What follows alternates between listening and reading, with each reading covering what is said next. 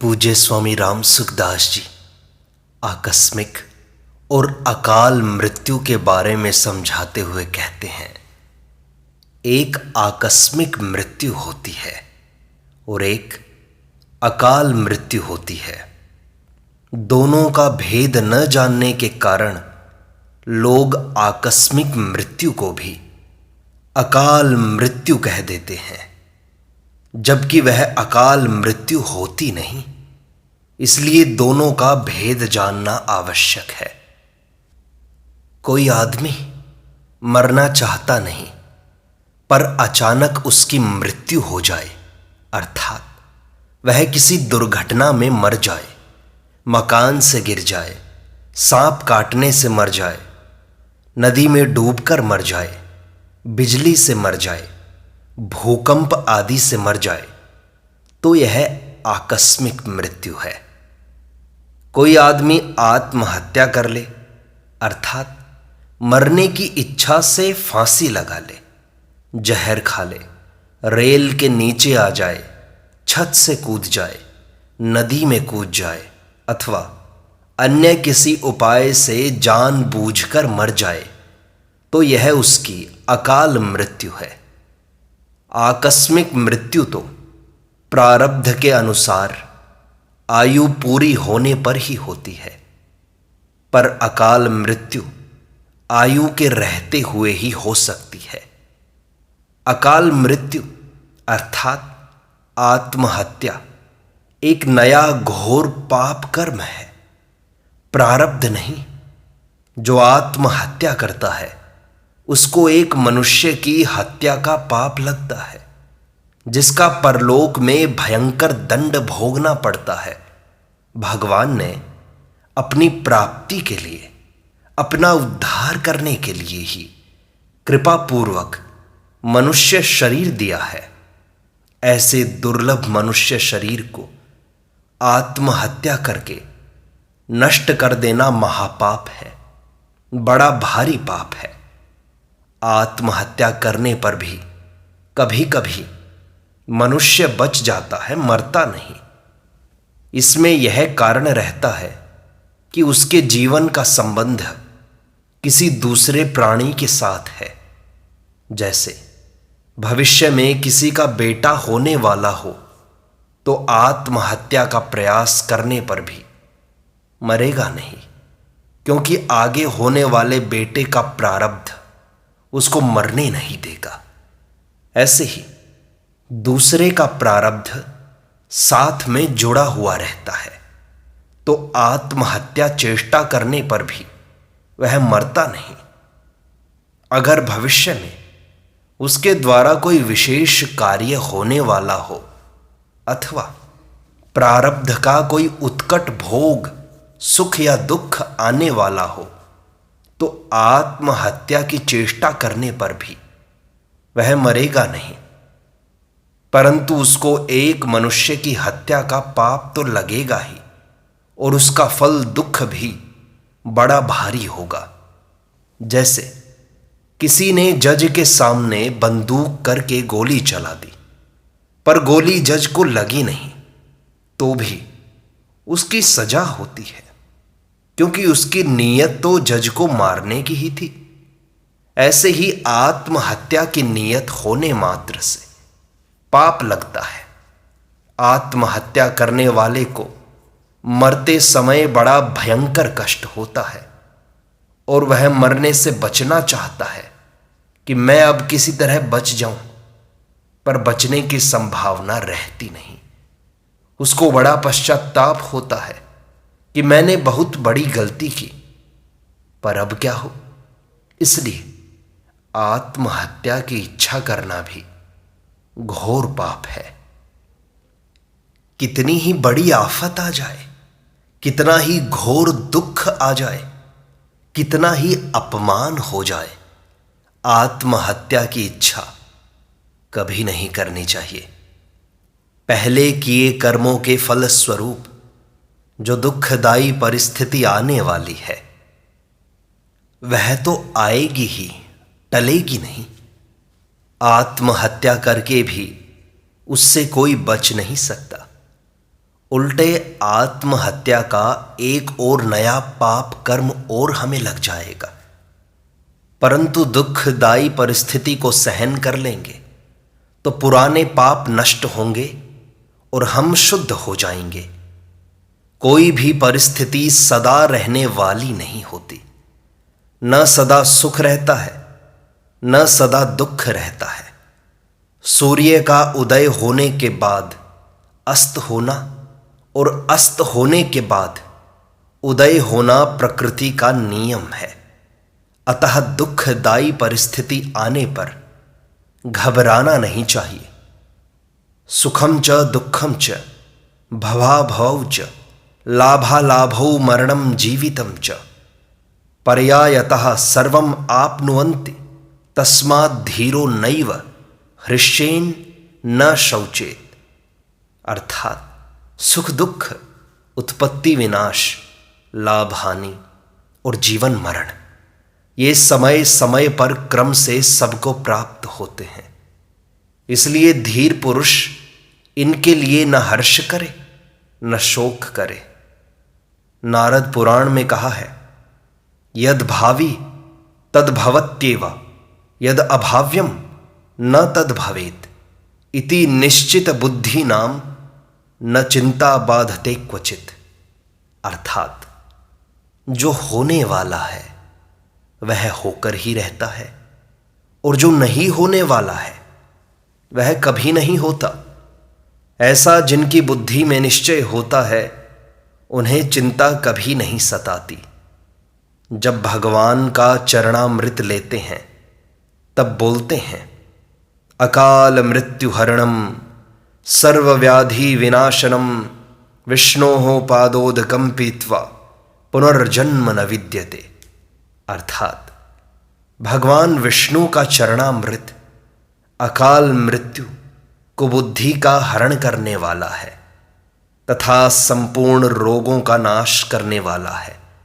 उसको ग्रहण करने वाले का पुनर्जन्म नहीं होता।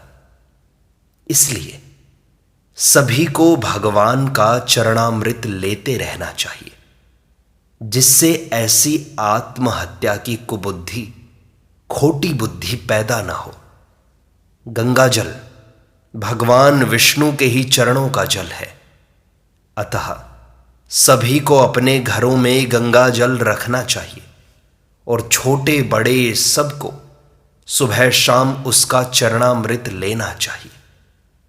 अगर एक आदमी दूसरे आदमी की हत्या कर दे तो यह मरने वाले की तो आकस्मिक मृत्यु है, पर मारने वाले का नया पाप है, जिसका भयंकर दंड उसको भोगना पड़ेगा। कारण कि किसी के भी प्रारब्ध में ऐसा विधान नहीं होता कि वह अमुक आदमी के हाथ से मरेगा। मरने वाला आयु पूरी होने पर किसी भी कारण से मर सकता है, पर उसको मारने वाला मुफ्त में ही निमित्त बनकर पाप का भागी हो जाता है। जैसे न्यायालय ने एक आदमी को 10 बजे फांसी देने का हुक्म दिया, परंतु एक दूसरे आदमी ने उसको जल्लादों के हाथों से छुड़ा लिया और ठीक 10 बजे उसकी हत्या कर दी। कारण कि उसके मन में वैर था, अतः उसने सोचा कि इसको मारकर मैं अपने वैर का बदला भी ले लूं और सरकार का काम भी कर दूं। परंतु ऐसी स्थिति में उस हत्यारे की भी फांसी की सजा होगी। कारण कि न्यायालय ने उसको मारने, फांसी देने का हुक्म जल्लादों को दिया था, न कि दूसरे आदमी को। मनुष्य चाहे तो अपनी आयु दूसरे को भी दे सकता है, परंतु यह अधिकार उसी मनुष्य को है जिसने परमात्म तत्व की प्राप्ति कर ली है। जैसे अपनी संपत्ति देने का अधिकार बालिग को ही होता है, नाबालिग को नहीं होता, ऐसे ही अपनी आयु देने का अधिकार तत्व ज्ञान होने पर ही होता है। जब तक तत्व ज्ञान, परमात्म प्राप्ति, जीवन मुक्ति न हो, तब तक मनुष्य नाबालिग है और वह अपनी आयु दूसरे को नहीं दे सकता, कारण कि भगवान ने अपना कल्याण करने के लिए ही आयु दी है। इसलिए उसको अपने तथा दूसरों के कल्याण में ही लगाना चाहिए, उसको नष्ट नहीं करना चाहिए। राजस्थान में एक संत थे। वे और उनकी मां दोनों ही तत्वज्ञानी थे। जब उनका अंत समय नजदीक आया, तब उनकी मां ने अपनी आधी उम्र उनको दे दी, जिससे वे पुनः जी उठे। बाद में जब वे मरे तो मां और बेटा दोनों एक साथ ही मरे। इसलिए जिसको परमात्म तत्व की प्राप्ति हो गई है, ऐसा समर्थ व्यक्ति ही अपनी आयु दूसरे को दे सकता है। परंतु ऐसा तभी होता है जब आयु देने वाले की, लेने वाले की और भगवान की, तीनों की मर्जी हो। एक की मर्जी से कुछ नहीं होता। दधीची ऋषि ने देवताओं के हित के लिए अपने प्राण छोड़ दिए, पर उनको पाप नहीं लगा, क्योंकि वे समर्थ थे। रामायण में आया है, समरथ कहूं नहीं दोषु गोसाई, रवि पावक सुरसरी की नाई। पृथ्वी पर जो मलमूत्र आदि अशुद्ध वस्तुएं रहती हैं, उनको भी अपनी किरणों से खींचकर सूर्य उनको शुद्ध बना देता है। इसलिए सूर्य समर्थ है। चंदन हो या मुर्दा हो, अग्नि सबको जलाकर शुद्ध कर देती है। इसलिए अग्नि समर्थ है। गंगा में नाली का अशुद्ध जल मिल जाए तो वह भी उसको शुद्ध कर देती है। इसलिए गंगा समर्थ है। अतः समर्थ नाम उसका है जो असमर्थ को समर्थ कर दे, अशुद्ध को शुद्ध कर दे, अपवित्र को पवित्र कर दे और स्वयं ज्यों का त्यों शुद्ध, पवित्र और समर्थ रहे। जो दूसरे को असमर्थ बनाता है वह तो राक्षस, असुर होता है। जिसके पास धन ज्यादा है वह भी समर्थ नहीं है। वह बेचारा तो धन का गुलाम है, दया का पात्र है। ऐसे ही जिसके पास ज्यादा बल है अथवा ऊंचा पद है, वह भी समर्थ नहीं है, क्योंकि वह बल, पद, अधिकार आदि का गुलाम है। उसमें जो समर्थता दिखाई देती है वह उसकी खुद की नहीं है, अपितु उसके मिले हुए धन, पद, अधिकार, बल, राज्य इत्यादि की है, जो कि उससे बिछुड़ जाएंगे। वे सदा रहने वाले नहीं हैं। आगंतुक वस्तुओं से अपने को समर्थ मान लेना बेईमानी है। कोई स्त्री सती होती है तो उसको आत्महत्या का पाप नहीं लगता, क्योंकि यह आत्महत्या है ही नहीं। सती होने वाली स्त्री जानबूझकर नहीं चलती। वह अपनी आयु का नाश नहीं करती, अपितु त्याग करती है। सती होना कोई साधारण बात नहीं है। जिसके भीतर सत आ जाता है वह आग के बिना भी जल जाती है और जलते समय उसको कोई कष्ट भी नहीं होता।